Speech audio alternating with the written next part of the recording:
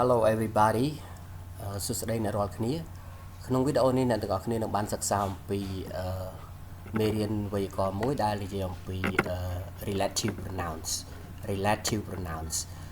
pronouns អ្នកទាំងអស់គ្នានឹងបានទី1សិក្សាអំពីពាក្យ who ទី2ពាក្យ which 3 when ពាក្យទី4គឺ where អូខេពាក្យ where តើពាក្យទាំងអស់នេះមានន័យដូចម្ដេចហើយប្រើដូចម្ដេចខ្លះណាអញ្ចឹងមុននឹងចាប់ផ្ដើមសិក្សាមេរៀនសូមអ្នកទាំងអស់គ្នាដែលទើបតែបានមើលវីដេអូសូមជួយចុច Subscribe ទៅលើ Channel របស់ខ្ញុំមួយផងហើយដាក់រូបកណ្ដឹងដើម្បីទទួលបានវីដេអូថ្មីៗបន្ថែមទៀតអូខេអញ្ចឹងកុំឲ្យខាតពេលយើងចាប់ផ្ដើមសិក្សាតែម្ដងទាំងអស់គ្នាយើងចាប់ផ្ដើមទី1គឺ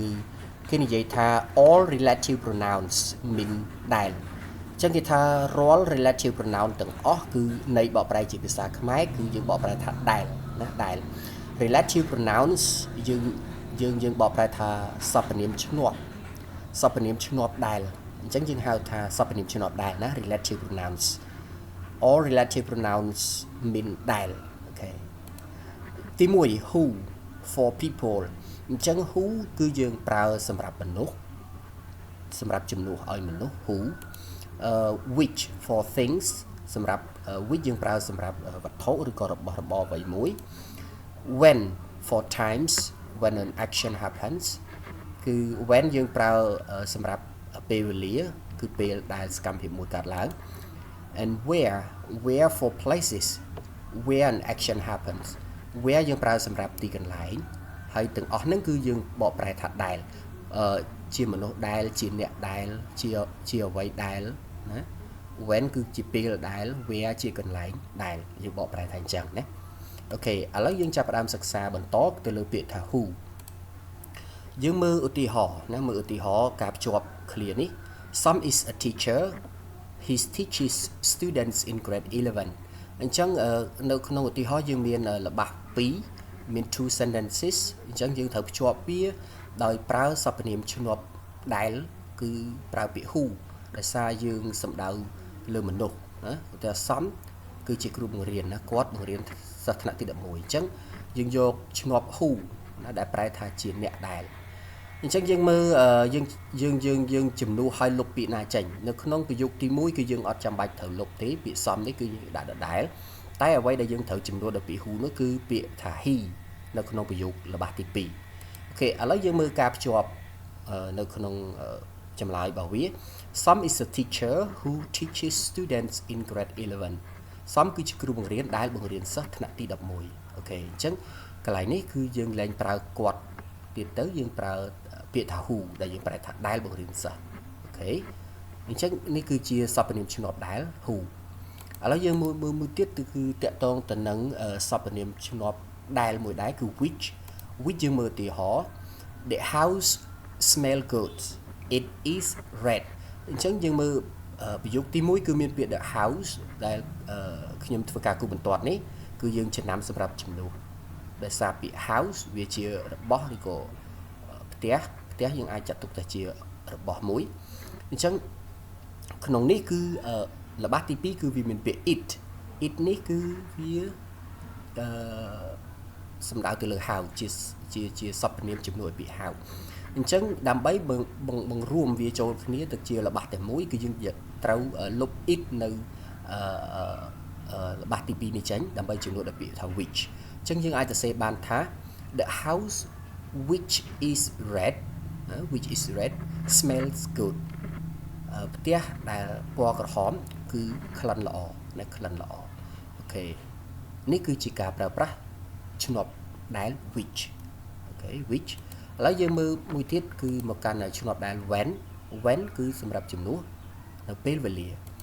មើលឧទាហរណ៍ look at the example Bob left in February his job ended at that time អញ្ចឹងយើងមើលទៅលើឃ្លាដែលគូបន្ទាត់ពីក្រោមគឺយើងល្បះទី1គឺមានពាក្យថា in February គឺសំដៅទៅលើខែកុម្ភៈដែលជាពេលវេលាមួយហើយនឹងប្រយោគទី2គឺគេបញ្ជាក់ពាក្យថា at that time នេះឯងគឺជាសព្វនាមដែលជំនួសមកពីពាក្យថា February អញ្ចឹង វាសំដៅទៅលើពាក្យ February at that time នេះណាអញ្ចឹងដោយសារវាជាពេលវេលាយើងយកឈ្នប់ when មកប្រើណាអញ្ចឹងទៅជាអីយើងដាក់ថា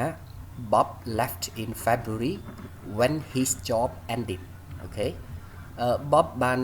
ចាក់ចេញទៅនៅក្នុងខែកុម្ភៈពេលដែលការងាររបស់គាត់ត្រូវបានបញ្ចប់អូខេការងារគាត់ត្រូវបានចប់យើងបន្តមកកាន់មួយទៀតគឺ where ឈ្នប់ where ដែលយើងមើលឧទាហរណ៍ The village is small I live in the village អូខេអញ្ចឹងយើងជំនួសពាក្យ village នៅល្បះទី2នេះ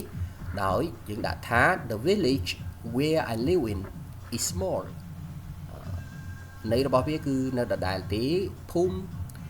ដែលខ្ញុំរស់នៅគឺតូចអូខេនេះគឺជាការប្រើប្រាស់នឹងឧទាហរណ៍ច្បាស់ជាមួយនឹងឈ្នាប់សព្វនាមឈ្នាប់ដែលយើងហៅថា relative pronoun ឥឡូវយើងបន្តមកកាន់ចំណុចមួយទៀតគឺ more example នេះ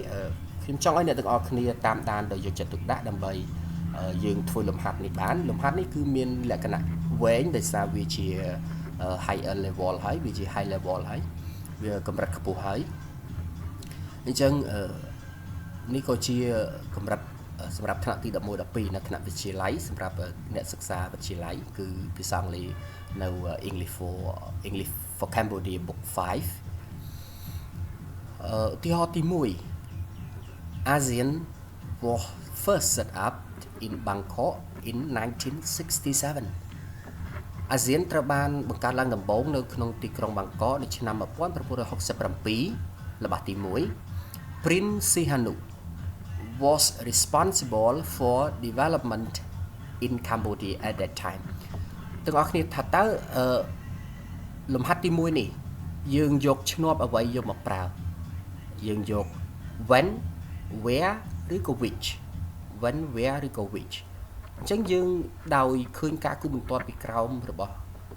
ខ្ញុំគឺអ្នកទាំងអស់គ្នាអាចទាយបានគឺយើងប្រើឈ្នាប់ when ណាឈ្នាប់ when ដោយសារវាជាឆ្នាំវាជាពេលវេលាហើយមានពាក្យ at that time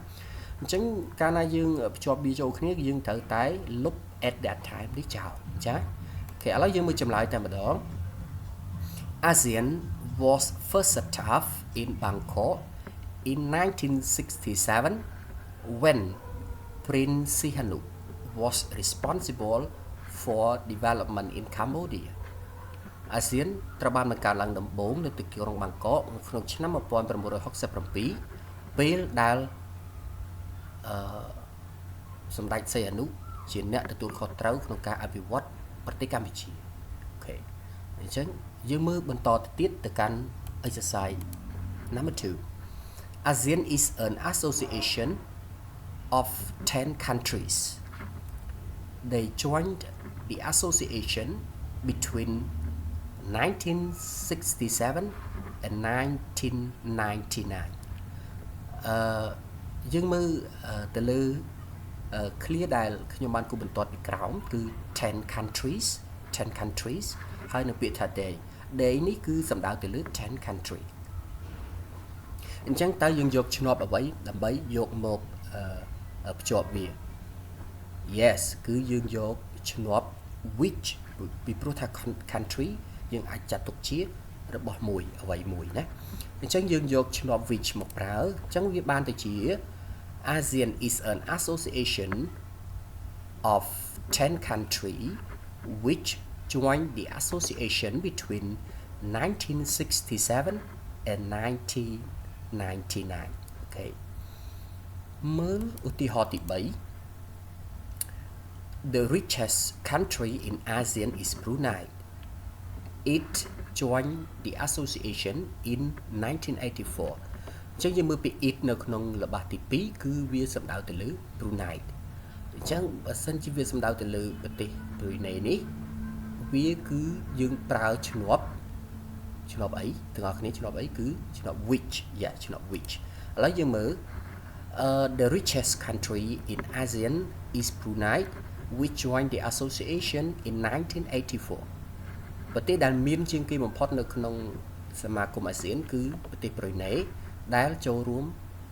សមាគមនៅក្នុងឆ្នាំ1984អូខេ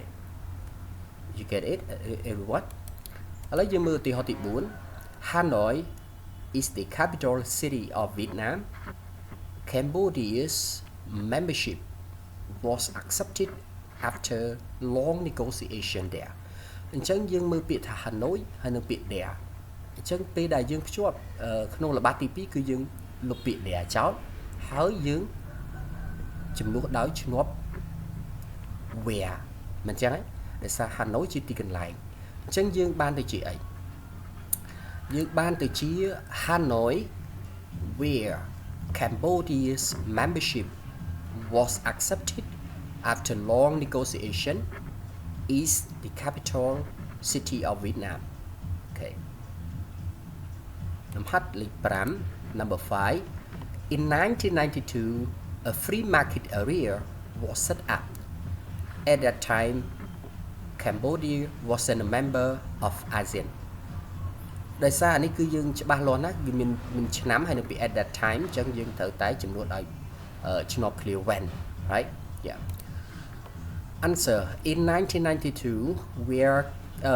when Cambodia wasn't a member of ASEAN a free market area was set up យើងនៅឧទាហរណ៍ទី6ដែលជាឧទាហរណ៍វែងជាងគេ There are two parts of Malaysia to the east. They are called Sarawak and Sabah. Sabah is to the north of the Brunei. There is a famous mountain in Sabah. អញ្ចឹងយើងមើលម្ដងមួយកន្លែងនេះ There are two parts of Malaysia to the east. អញ្ចឹងកន្លែង two part នេះគឺវា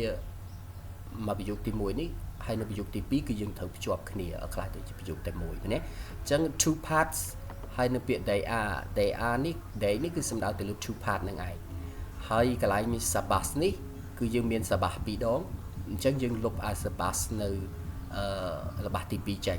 ឥឡូវយើងមើលការភ្ជាប់ There are two parts of Malaysia to the east which កន្លែង they នេះយើងយក which មក which are called Sarawak and Sabah ហើយដល់ពេលមួយទៀតគឺ